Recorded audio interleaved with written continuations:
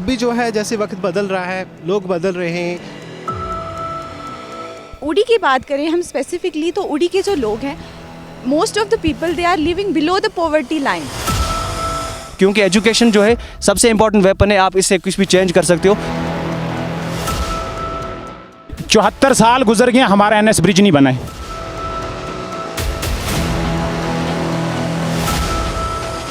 Simple, अगर किसी को कोई प्रॉब्लम हो जाती है तो यूएसजी के लिए उसको रातों रात बारामूला जाना है। किसी को बेहिसाब शोहरत नहीं मिलती, किसी को बेहिसाब शोहरत नहीं मिलती।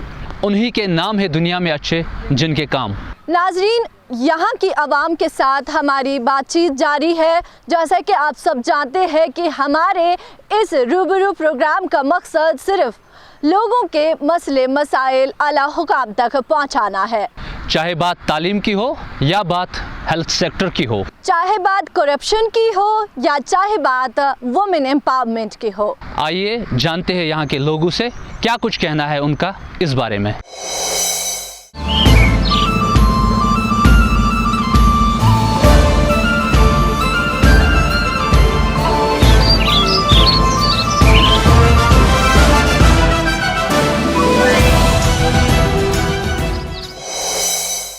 किसी दानिश्वर ने क्या खूब कहा है, जान है तो जहां है। क्या हम जान सकते हैं यहाँ का जो शोबे हेल्थ है वो कैसा है? जहाँ तक हेल्थ सेक्टर की बात करें तो उड़ी जो है, आपको सबसे पहले मैं बता दूं कि उड़ी एक तहसील नहीं है, ये एक डिवीज़न है। सब डिविजनल मैजिस्ट्रेट यहाँ बैठता है और ये डिस्ट्रिक्ट का आधा हिस्सा रख लो, ये उड़ी है। बाकी डिस्ट्रिक्ट बारामूला को आप अगर रेस्ट ऑफ द एरियाज़ देखोगे तो उड़ी जो है, उड़ी और बोनियार आधा जो है वो डिस्ट्रिक्ट बारामूला का आधा हिस्सा जो है उड़ी है। यहाँ पे एक सब डिविजनल जो हमारा डिस्ट्रिक्ट सब डिवीज़न का एक हॉस्पिटल रखा गया है, सब डिस्ट्रिक्ट हॉस्पिटल उड़ी। सबसे पहले मैं आपको बोलूँ कि यहाँ पे जो हमारे पास मशीनरी होनी चाहिए वो मशीनरीज है ही नहीं है यहाँ पे। सिंपल, अगर किसी को कोई प्रॉब्लम हो जाती है तो यूएसजी के लिए उसको रातों रात बारामूला जाना है। मैम ने बात की यहाँ पे डॉक्टर्स की मैं आपको बात करूँ कि डॉक्टर्स हैं यहाँ पे, डॉक्टर्स होते भी हैं। डॉक्टर अगर एक भी होगा तो वो अच्छी तरह ट्रीटमेंट कर पाएगा, लेकिन अगर डॉक्टर के साथ साथ आपको डॉक्टर टेस्ट लिख रहा है, आपको डॉक्टर यूएसजी लिख रहा है, तो आपके पास मशीनरी नहीं है, आप टेस्ट ही नहीं कर पा रहे हो यहाँ पे, तो आप कैसे हेल्थ सेक्टर को बेटर कर सकते हो? फ्रेंड यहाँ पे हैं, इन्होंने बहुत अच्छा बताया कि मशीनरीज नहीं है, दैट्स ट्रू। बट आप मुझे बताइए कि अगर एक बीमार इंसान जब डॉक्टर के पास जाएगा, यहाँ पर डॉक्टर ने उसको बोला कि हाँ ठीक है, तुम्हें ये प्रॉब्लम है तो मैं तुम्हें ये दवाई लिखता हूँ, जाके लेके आओ। सबसे मेन चीज़ है कि जो यहाँ पे मेडिसिन्स प्रोवाइड करवाई जा रही हैं, क्या वो ओरिजिनल हैं? इस पर आप क्यों नहीं ध्यान दे रहे हैं कि अगर वो मेडिसिन बंदा खा रहा है वो क्यों ठीक नहीं हो रहा है? यहाँ पे हमारा बिलीफ ही उठ गया है यहाँ की मेडिकल फैसिलिटीज़ से कि वो मेडिसिन ही ओरिजिनल नहीं होती हैं। क्यों हमें बारामूला जाना पड़ता है? क्यों बारामूला से हमें श्रीनगर जाना पड़ता है अगर मेजर केसेस हो जाते हैं? यहाँ की जो मेडिसिन, क्या गवर्नमेंट कोई मेडिसिन प्रोवाइड करवा रही है? नहीं करवा रही है। और जो मिल रही हैं मार्केट में वो भी ओरिजिनल नहीं मिल रही है, डुप्लीकेट दवाइयाँ यहाँ के लोगों को दी जा रही हैं। देखिए, हेल्थ को लेके जो आपने क्वेश्चन किया है उसके रिलेटेड मैं एक आंसर आपको कहूँगी, क्योंकि यहाँ का उड़ी का जो हॉस्पिटल है, अगर गायनिक सेक्शन की बात मैं करूँगी तो यहाँ पर जब डिलीवरी होती है वुमेन्स की, उनको यहाँ पर लाया जाता है। जब बेबी डिलीवर होता है तो उसको जीएमसी बारामूला में क्यों रेफ़र किया जाता है हीटिंग मशीन के लिए? वो मशीनरी यहाँ पर अवेलेबल क्यों नहीं है? तो मेरी एक रिलेटिव की बात मैं करूँगी, लास्ट मंथ उसको यहाँ पर लाया गया था विंटर में लास्ट ईयर, तो उसकी डिलीवरी हुई थी, यहाँ पर वो हीटिंग मशीन नहीं थी, तो उसको बारामूला रेफ़र किया गया और उसको रास्ते में पहुँचते पहुँचते उसकी बेबी जो है वो उसकी डेथ होगी। वो बारामूला तक भी नहीं पहुँच पाया। अगर वो फैसिलिटी यहाँ पर अवेलेबल होती तो आज उसका बेबी ज़िंदा होता, तो उसकी डेथ नहीं हुई होती। अगर वो फैसिलिटी यहाँ पर होगी तो गवर्नमेंट को इसके लिए इनिशिएटिव लेना चाहिए। और अगर यहाँ पे गायनिक डॉक्टर होता है तो इमरजेंसी में कभी वुमेन्स को लाया जाता है यहाँ पर, वो इस कंडीशन में होते तो एक ही डॉक्टर अवेलेबल क्यों है यहाँ पर? 2 होने चाहिए, 3 होने चाहिए। अगर इन केस वो बीमार होगी वो लेडी डॉक्टर तो फिर उसको रेफ़र कर दिया जाता है, वो इस कंडीशन में नहीं होती हैं। तो गवर्नमेंट को इस पर कुछ करना चाहिए। यहाँ पे मैं आपको एक थोड़ी सी एग्जांपल दूँ। यहाँ पे जो हमारा प्रोजेक्ट है, इनके साथ MOU पास हुआ था। जब हमारे यहाँ पे ये प्रोजेक्ट पास हुआ तो इनको इनके साथ जो MOU पास हुआ था, यहाँ की रोड्स, यहाँ के हॉस्पिटल्स, यहाँ का एजुकेशन सेक्टर, यहाँ का पावर सेक्टर्स, ये कुछ चीज़ें थी जो इनको इम्प्रूव करनी थी। लेकिन बदकिस्मती की बात है कि गवर्नमेंट ने वो MOU तो प्रोजेक्ट इन पावर हाउसेस के साथ किया, लेकिन वो ग्राउंड लेवल पर इस वक्त तक हमने इम्प्लीमेंट होता हुआ नहीं देख सका। मैंने देखा कि ऊड़ी सब डिवीज़न हॉस्पिटल में एक मशीन जो है वो NHPC ऊड़ी सेकंड इस्लामाबाद की तरफ से एक मशीन जो है वो ऑक्सीजन की वो एक प्रोवाइड की गई है यहाँ पर, और मैंने सुना कि एक्सरे की एक मशीन प्रोवाइड की गई है। अगर चाहते ये तो पूरी मशीनरी जो सेटअप है वो पावर प्रोजेक्ट से ले सकते हैं, क्योंकि इतना यहाँ पे उनकी पावर जनरेशन है। 3 प्रोजेक्ट्स चल रहे हैं, यहाँ के लोगों ने कुर्बानी दी है, खुद बाहर बैठ के उन्होंने अपनी ज़मीनें दी हैं। तो गवर्नमेंट के पास बहुत सारे एवेन्यूज़ हैं, बहुत सारे तरीके हैं अच्छा सिस्टम डेवलप करने की। हेल्थ सेक्टर यहाँ सबसे बेटर हो सकता है। ऊड़ी के लोगों में किसी चीज़ में, इनके पोटेंशियल में कहीं पर भी कोई कमी नहीं है। यहाँ की यूथ को आप चेक करें, स्पोर्ट्स में ये नंबर 1 आ सकती हैं, डिफेंस में इनको भर्ती करिए, टीचर इनको कहीं पे आप इनका चेक करिए काम, बहुत ही पोटेंशियल है यहाँ के लोगों में। बट द थिंग इज़ कि गवर्नमेंट का ध्यान इस छोटे से रिमोट एरिया पे नहीं जा रहा है। क्यों नहीं वो यहाँ के बच्चों को ट्रांसपोर्ट फैसिलिटी फ्री में करती है गवर्नमेंट, बसेस क्यों नहीं लगाती है कि दूर दराज से बच्चे आराम से यहाँ पे अच्छे स्कूल्स में पढ़ें। हर चीज़ में सुधार देने की ज़रूरत है। ये ख़ानदानवाद को बंद करिए, बहुत हो चुका। अब यहाँ आम गरीब जनता को देखिए कि उनको क्या प्रॉब्लम्स आ रही। खाली वादे करने से ये सब नहीं होगा। मेरी रिक्वेस्ट है यहाँ पे गवर्नमेंट से कि मेहरबानी करके यहाँ के यूथ के पोटेंशियल को समझिए। ऊड़ी के लोगों में किसी भी मतलब कि टाइप से अगर हम देखें ना, इनके हुनर में कमी नहीं है, ये हम प्रूव कर सकते हैं। यहाँ हमारे बहुत सारे एरियाज ऐसे हैं, बर्फ़ पड़ने से रोड बंद हो जाते हैं, हमारे जो पेशेंट्स हैं वो हॉस्पिटल तक नहीं पहुँच सकते और रास्ते में दम तोड़ जाते हैं। और रिसेंटली एक प्रॉब्लम हुई थी जिसमें हमारा चिरुंडा का एक बंदा था, वो रोड बंद होने के कारण हॉस्पिटल तक नहीं पहुँच सका, उसने दम तोड़ दिया। और कई बहुत सारे इलाके ऐसे हैं जहाँ पर नौजवान अपने कंधों पर उठा के, ये जो नौजवान हमारे यहाँ खड़े हैं, क्योंकि जो इन्होंने किया है वो तो सराहना की जानी चाहिए। कभी कभार ये नौजवान हमारे उनको उठा के हॉस्पिटल तक पहुँचाते हैं, ऐसे रोड हमारे बंद रहते हैं। हम आपके माध्यम से चाहेंगे कि ये बात कम से कम आप सरकार तक ज़रूर पहुंचाएं। जब एक औरत सोचती है कुछ करना है तो अपने आगे किसी को जाने नहीं देती है। एक औरत कुछ भी कर सकती है, उनकी जो नज़रें हैं वो फातिमी होनी चाहिए, उनका लहजा फातिमा होना चाहिए। आपसे पहला ही सवाल रहेगा कि आर्टिकल के बाद जो औरत के हुकूक है, खासकर ऊरी सेक्टर की हम बात करेंगे, क्या यहाँ पे वुमेन एम्पावरमेंट को यहाँ पे बढ़ाया जा रहा है, यहाँ पे औरत को इंडिपेंडेंट किया जा रहा है? सबसे पहला सवाल है। यहाँ पे अगर हम प्रेजेंट गवर्नमेंट की बात करें, इन्होंने यहाँ पे वुमेन्स एम्पावरमेंट के लिए कुछ स्टेप्स उठाए हैं, वो इम्प्लीमेंट हो भी रहे हैं ग्राउंड लेवल पर। मैं पॉलिटिकल पार्टिसिपेशन की बात करूं, यहाँ पे इस वक्त हमारी ऊड़ी में, मैं इस्लामाबाद से बिलोंग करता हूं, इस्लामाबाद की हमारी सरपंच वुमेन है, DDC मेंबर हमारी वुमेन है, हमारी BDC चेयरपर्सन हमारे ब्लॉक की वुमेन है। वुमेन एम्पावरमेंट हो रही है। अब कहीं पे कम है, कहीं पे ज़्यादा है। इन्होंने कहा कि आर्मी ने यहाँ पे हमारे स्टिचिंग सेंटर खोला हुआ है। ये यहाँ पे नहीं है, कहीं विलेजेस में है। ये यहाँ के दूर दराज जो हमारे गांव हैं वहाँ पे भी ये स्टिचिंग सेंटर्स जो हैं आर्मी की तरफ से खुले हुए हैं। आर्मी ने अच्छा रोल यहाँ पे वुमेन्स एम्पावरमेंट के लिए इन्होंने कंप्यूटर सिस्टम्स हों, बाकी जो हमारे स्टिचिंग सेंटर्स हो, बाकी जो यहाँ पे हमारा एक इधर ऊड़ी में ही यहाँ लगामा में हमारा एक सेंटर है, पॉलिटेक्निक सेंटर, वहाँ पे हमारी बच्चियाँ जो हैं वो जाके स्टिचिंग का काम करती हैं। वुमेन्स एम्पावरमेंट के बेटी बचाओ बेटी पढ़ाओ यहाँ पे स्कीम लॉन्च हुई है।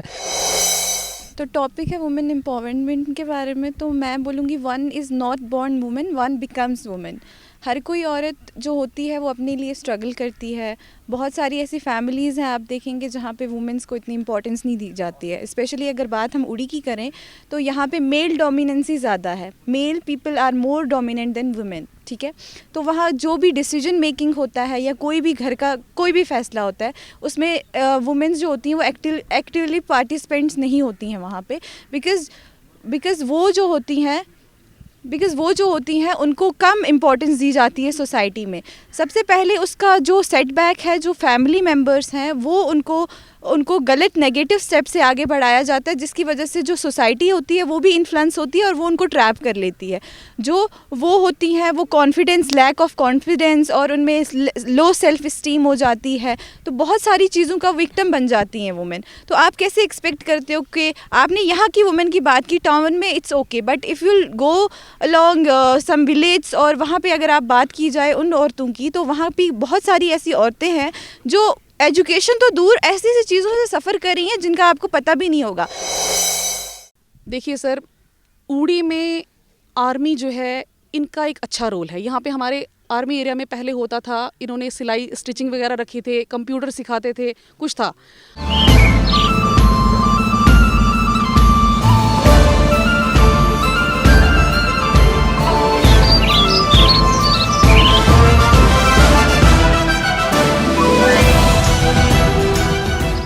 बच्चियों के लिए एक आपको मैं इनको एक इन्फॉर्मेशन यहाँ पे देना चाहता हूँ, बहुत सारे लोगों को पता भी होगा कि यहाँ पे आप आपके घर में बच्ची पैदा होती है, उसका 1000 रुपया आप डिपॉजिट करोगे, at the age of 20 years आपको उसको 3 लाख रुपए का लाभ दिया जा रहा है। आपको पता है? इसके बारे में नहीं पता होगा किसी को। जब हम इस पर रिसर्च नहीं करते हैं, हमें पता ही नहीं है कि कहाँ पर क्या हो रहा है, तो हम अगर बात करें कि वुमेन्स एम्पावरमेंट नहीं हो रही है। अगर हम इससे पहले की हुकूमत थी तब वुमेन्स एम्पावरमेंट इतना नहीं था जितना आज है। दिन ब दिन तरक्की हो रही है। प्रेजेंट गवर्नमेंट ने अच्छी रिजर्वेशन यहाँ पे वुमेन्स को दी हुई है और वुमेन एम्पावरमेंट आहिस्ता आहिस्ता हो रहा है। लेकिन यहाँ पे अगर उड़ी की बात करें, हमें कम दिखता है। यहाँ पे उसकी भी वजह है। उसकी वजह जो है कुछ यहाँ के हमारे हालात हैं, कुछ यहाँ की ऑर्थोडॉक्सी है, ऑर्थोडॉक्सी ऑफ पीपल्स हैं, वो थोड़ा तंग नज़र ख्याल के हैं, जिसकी वजह से वो अपनी बच्चियों को या औरतों को बाहर आने में हिचकिचाहट महसूस करते हैं। यहाँ कश्मीर की जितनी औरतें हैं वो डोमेस्टिक वायलेंस का शिकार हो रही हैं, और ऐसे केसेस हैं जो अभी रजिस्टर नहीं किए गए हैं, FIR उनका नहीं हुआ है, जस्ट बिकॉज कि औरतों को उस चीज़ के लिए आगे आने के लिए उनको अपॉर्चुनिटी नहीं देते हैं। फैमिली कहती है लड़की 4 दीवारों में अच्छी लगती है, और वही लड़की आगे चल के नेशन को चला रही है, वही लड़की बहुत सारे काम ऐसे कर रही है। तो आप कैसे एक्सपेक्ट करते हो? आपका कोई अवेयरनेस प्रोग्राम स्टार्ट नहीं हुआ है अभी तक। अभी आर्मी के थ्रू हो जाते हैं स्टार्ट, बट बहुत सारी ऐसे एरियाज़ हैं जहाँ पे लड़कियां अवेयर नहीं की जाती हैं इस चीज़ को लेके कि women can be more strong. Women और भी स्ट्रॉन्ग हो सकती है और उसमें और भी पोटेंशियल है कि वो आगे बढ़ सकती है। तो मेरा यही है कि आजकल उड़ी में भी ऐसे इनिशिएटिव्स लिए जा रहे हैं, वुमेन एम्पावरमेंट हो रही है और लड़कियां आगे बढ़ रही हैं, बट इसको और फर्दर आगे बढ़ाया जा सकता है। इट्स नॉट अबाउट उड़ी टाउन ओनली, विलेज पे भी कंसिडरेशन की जाए, विलेज को भी देखा जाए, उनका पॉइंट ऑफ व्यू भी रखा जाए। आपकी बात को मैं यहाँ पे ऐड करना चाहता हूँ कि जहाँ आपने बात की विलेजेस की, विलेजेस में ICDS होता है, ICDS डिपार्टमेंट काम करता है, तो उनकी एक स्कीम है बेटी बचाओ बेटी पढ़ाओ, जिसके तहत माँ को भी पैसे मिलते हैं और उस बच्ची के हक में भी पैसे जाते हैं। क्या आपको ये मालूम है? हाँ, बहुत सारे ऐसे आपने वैसे सेंटर स्टार्ट किए हुए हैं जहाँ पे आप ऐसा कह रहे हैं पैसे जाते हैं बच्चों के लिए। आगे इम्प्लीमेंटेशन होनी चाहिए ना, पैसे जा रहे हैं, फैमिली का तो सबसे मेन रोल है वहाँ पे, देन कम सोसाइटी, उसके बाद बाकी पार्टिसिपेशंस आती हैं। तो फैमिली जो है उसका एक्टिवली पार्टिसिपेंट होने चाहिए, बट उसके लिए भी at least you need to get counselled by them. तो आपके लिए काउंसलिंग ग्रुप होने चाहिए जो फैमिलीज़ को जाके बताएं कि आज वुमेन की कितना इंपॉर्टेंट रोल है सोसाइटी में, वो क्या क्या कर सकती हैं। तो मैं यही कहना चाहती हूँ कि आप एक साइड से किसी को पर्टिकुलरली ब्लेम नहीं कर सकते। इट्स ईदर फैमिली और सोसाइटी और गवर्नमेंट, आप किसी को भी ब्लेम नहीं कर सकते। हर कोई इक्वली तो आपके हिसाब से हर एक को आगे आना चाहिए। हाँ, या फैमिली की बात हो या सोसाइटी की बात हो, इक्वली पार्टिसिपेट करते हैं हर चीज़ में कोई ना कोई। आपने भी सुना होगा कि एक हाथ से ताली बजती नहीं है, तो हर इंसान को अपने पॉइंट ऑफ व्यू रखने चाहिए। आप विलेज में जाके देखिए, विलेज में ऐसा होता है कि 12th तक कोई लड़की पढ़ती है, 12th के बाद उसकी शादी करा देते हैं, अर्ली मैरिज होती हैं, उनको इतना ज़्यादा एजुकेशन के बारे में, इंडिपेंडेंसी तो दूर की बात है, वहाँ पे लड़कियाँ पढ़ना प्रेफर नहीं करती हैं इस वजह से कि उनके पास अवेयरनेस नहीं है, लैक ऑफ एक्सपोजर है। अब उड़ी के बच्चों को आप जाके उधर के बच्चों के साथ कंपेयर करोगे, वैसी कोई चीज़ें प्रोवाइड भी तो करो ना। क्या इन 3 सालों में करप्शन लेवल कम हुई है? जहाँ पे हम करप्शन लेवल की बात करें तो हम सबसे पहले अप्रिशिएट करना चाहते हैं गवर्नमेंट इंतज़ामिया को कि उन्होंने बहुत सारे ऐसे इनिशिएटिव लिए हैं। हमारी बहुत सारी एजेंसीज़ हैं जो इस पे काम कर रही हैं, और ऑनलाइन जो सर्विसेज हैं या बाकी सब चीज़ें करने से बहुत सारी सहूलियात जो हैं उसमें करप्शन का लेवल जो है वो कम हुआ है। और गवर्नमेंट में भी इसमें बहुत सारी अच्छी कोशिश कर रही है। इस चीज़ के लिए हमें गवर्नमेंट को अप्रिशिएट करना चाहिए, क्योंकि करप्शन के ख़िलाफ़ जो गवर्नमेंट ने मुहिम छेड़ी है वो एक बहुत अच्छी और खुश आइंद मुहिम है, तो हमें इसको अप्रिशिएट करना चाहिए।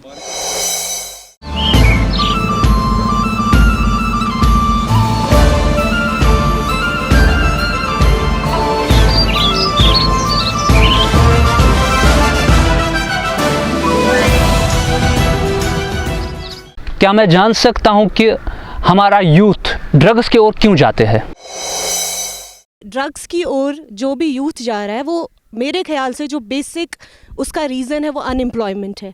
फर्स्ट ऑफ ऑल ये है, और सेकेंडली ये है कि आई गेस अवेयरनेस की बहुत ज़्यादा कमी है, यहाँ पे काउंसलिंग की कमी है, गाइडेंस की कमी है। अगर बहुत ही बेसिक लेवल पे बच्चों को अवेयर किया जाए इन चीज़ों के बारे में, खासकर मैं गवर्नमेंट स्कूल्स की बात करूँगी, जहाँ से मैं बिलोंग करती हूँ, वहाँ पे जो टीचर्स हैं, टीचर्स तो है लेकिन उनको ऐसे सब्जेक्ट्स दिए जाते हैं पढ़ाने के लिए जो वो ग्रेजुएट भी नहीं होंगे। वो शायद साइंस ग्रेजुएट होगा और उसको इंग्लिश पढ़ाने के लिए दिया जाएगा, तो वो तो बस एक बेसिक एजुकेशन देगा, क्वालिटी एजुकेशन नहीं देगा। प्लस बहुत सारी चीज़ों की अवेयरनेस क्रिएट करने की ज़रूरत है। अगर आप बहुत ही बेसिक लेवल पे ये चीज़ें बच्चों के दिमाग में इंक्लूड करेंगे, उनको ये चीज़ें बताएंगे, तो मेरे ख्याल से हम जैसा बच्चों को मोल्ड उनका दिमाग करना चाहेंगे वैसा कर सकते हैं। तो बहुत ही हमारे जो फार फ्लंग एरियाज़ के लोग हैं जो गवर्नमेंट स्कूल्स में पढ़ते हैं, चलो प्राइवेट सेक्टर की मैं बात नहीं करूँगी या प्राइवेट स्कूल्स की बात नहीं करूँगी, मेरे ख्याल से वहाँ पे अभी काफ़ी ज़्यादा अवेयरनेस क्रिएट की जाती है। बहुत सारे कैंपेन्स होते हैं, बहुत सारे इवेंट्स होते हैं जहाँ पर ये चीज़ें बताई जाती हैं। बट गवर्नमेंट स्कूल में तो मुझे लगता है बहुत ही बेसिक चीज़ें बताते हैं, और ये अवेयरनेस वगैरह आई डोंट थिंक होती है उतनी ज़्यादा। प्लस अनएम्प्लॉयमेंट अगर ख़त्म होगी तो काफ़ी हद तक जो यूथ है वो एक अच्छे रास्ते पे चलेगी, एक अच्छा ट्रैक इख्तियार करेगी। जैसे कि आपने कहा कि स्कूलों में पढ़ाया जाता है, मगर जो नई एजुकेशन पॉलिसी आई है उसके लिहाज से आपका क्या कहना है? एग्जैक्टली जो नई एजुकेशन पॉलिसी है, जैसा कि मैम ने बोला कि स्टेप बाय स्टेप हर काम होगा, तो अभी नई एजुकेशन पॉलिसी जैसे आई है वो लागू हो रही है। इस साल से तो बहुत अच्छे से लागू होगी, तो लेट्स सी कि कितना चेंज आता है इससे। जितना दावे किए जा रहे हैं कि ये होगा वो होगा, तो वो इस साल के एंड पे वो हम देख सकते हैं कि कितना इम्प्रूवमेंट आता है इस चीज़ से। So we have to be patient to see the results I guess. क्या मुझे कोई बता सकता है कि जो ड्रग्स यहाँ दिन ब दिन बढ़ता है और यहाँ आता कैसे है? देखो, आपने पहले ही देखा होगा कि उड़ी जो है ये एक बॉर्डर एरिया है। यहाँ पे अक्सर जो गांव हैं, आप मेन उड़ी में बैठे हुए हैं, यहाँ पे अक्सर जो गांव हैं, जितने भी विलेजेस हैं वो सब LOC के नज़दीक हैं।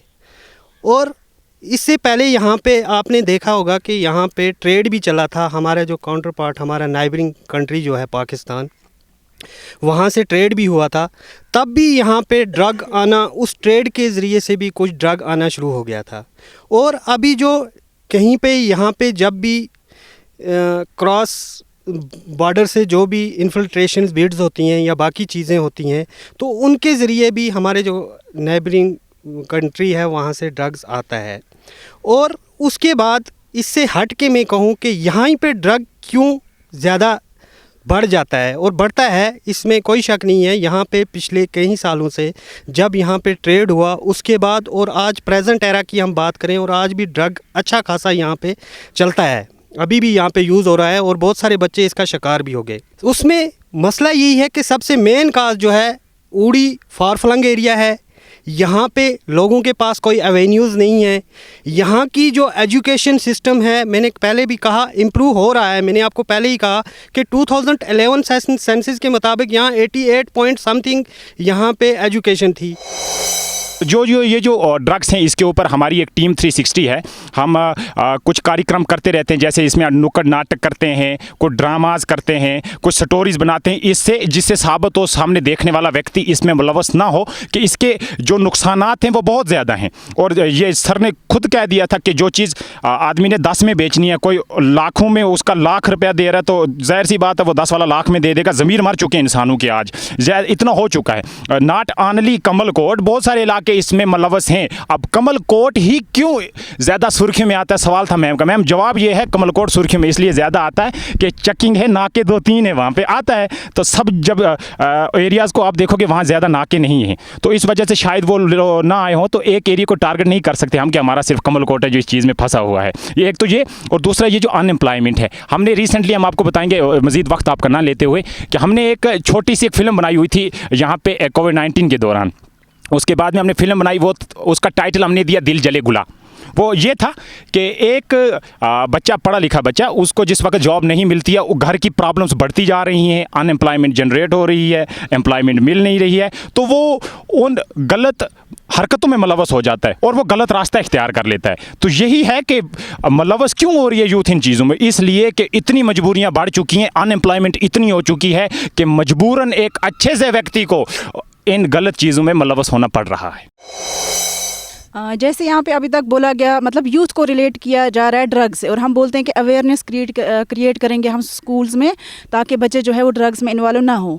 बट व्हाट अबाउट जो लोग बड़े इसमें इन्वॉल्व हैं? जैसे आप लास्ट टाइम की बात करें तो एक VLW इसमें पकड़ा गया था, ठीक है, तो ना तो वो अनएम्प्लॉयड था ना कोई उसको ऐसी मजबूरी थी, बट स्टिल वो भी मतलब पकड़ा गया था। और बहुत सारे ऐसे लोग हैं जो अब स्कूल नहीं, हम अवेयरनेस बच्चों को दे सकते हैं कि ये चीज़ ना करो, बट व्हाट अबाउट जो बड़े बड़े इसमें अब इतने बड़े बड़े स्मगलर्स हैं, और कहीं ना कहीं मतलब अगर ड्रग्स की जाए तो लाइक कमल कोर्ट को टारगेट किया गया, तो ऐसा बिल्कुल भी नहीं। लाइक मैं नामला से हूँ और लास्ट टाइम हमारे वहाँ पे जो एक एडजेसेंट विलेज है सोरा, वहाँ से जो है ड्रग्स पकड़े गए थे। तो कहीं ना कहीं मैं बोलूँगी यहाँ पे जो पुलिस डिपार्टमेंट यहाँ का है, तो यहाँ पे ड्रग्स के बहुत सारे केस आते हैं। अगर इनके पास आते हैं तो अगर इनको पूरा पता है तो ऐसा क्यों हो रहा है कि हमें मतलब ये एपिसोड्स में देखने को मिलता है, लाइक एक पकड़ा गया आज 2, तो ऐसा क्यों नहीं हो रहा है कि जो भी इसमें इन्वॉल्व है एक ही टाइम पे सारों को पकड़े, और ऐसा मतलब हो कि नेक्स्ट टाइम से हमें ऐसा सुनने को ही ना मिले।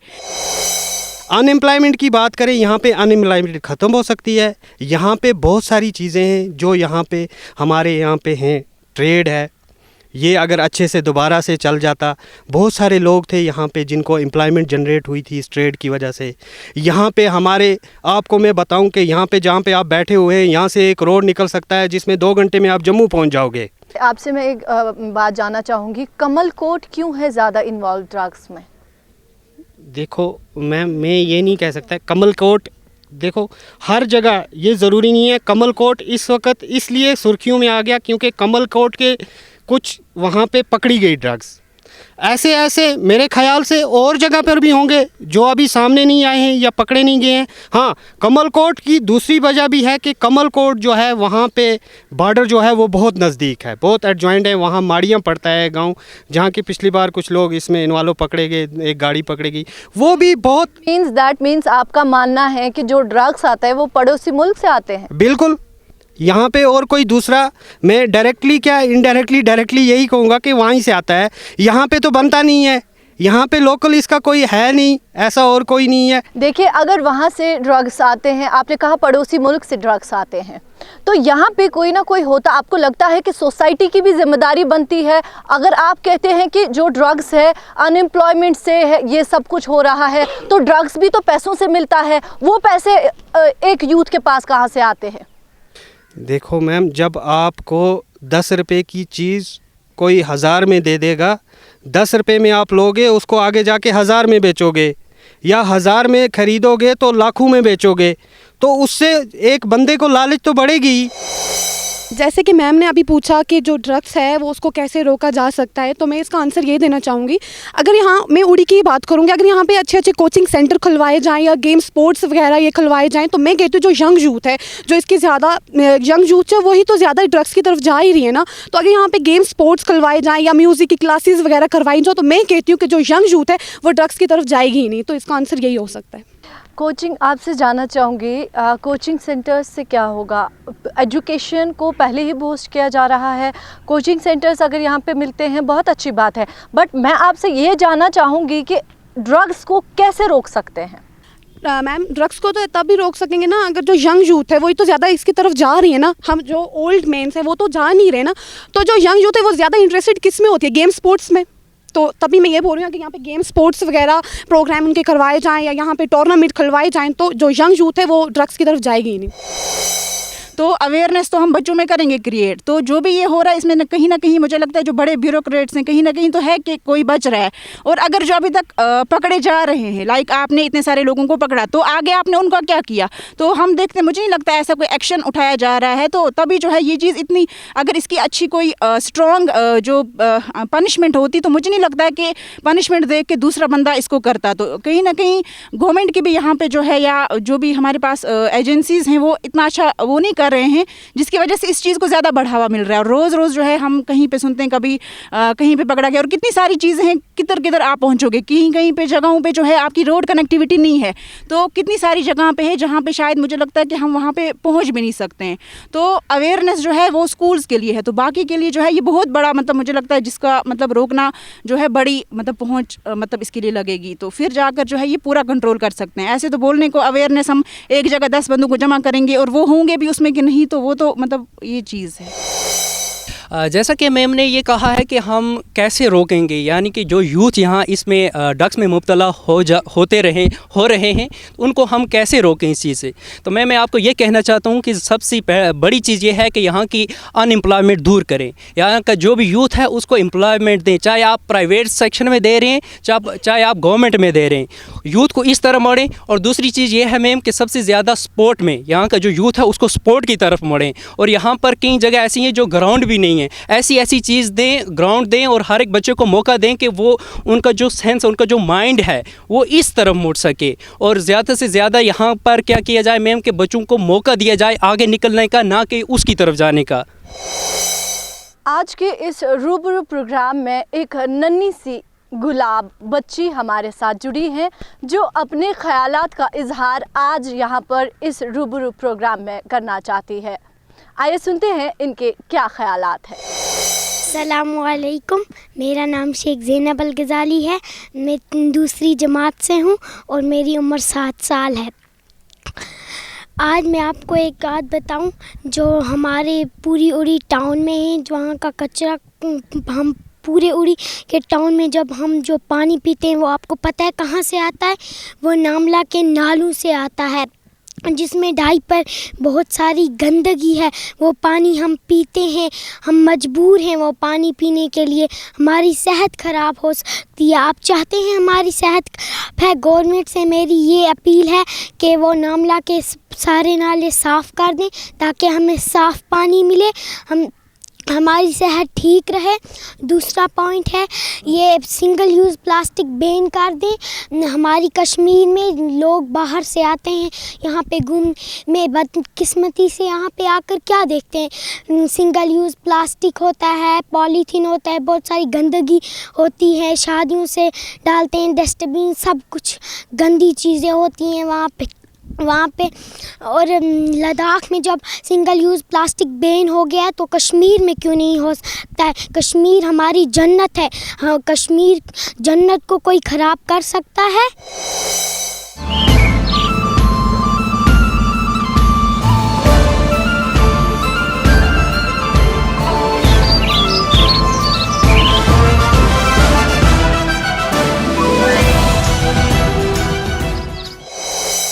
नाजरीन, आज हम आए थे उड़ी के इलाके में और जानने यहाँ के लोगों के मसले मसाइल। अगर आप भी चाहते हो हम आपके इलाकों में आए और आपके मसलों मसाइल को उजागर करें तो उसके लिए आपको करना क्या है? आपको हमारे social media platform, email through, Facebook, Instagram, जहाँ से भी आप कांटेक्ट कर सकते हैं, आप हमें कांटेक्ट करें और हम आपके इलाकों में आकर आपके मसले मसाइल को सुनकर आला हुकाम तक पहुँचाने की कोशिश करेंगे। इस वक्त दीजिए अपने मेज़बान मरीन मुदस्सिर और इशरत बाट को इजाज़त। अल्लाह हाफ़िज़।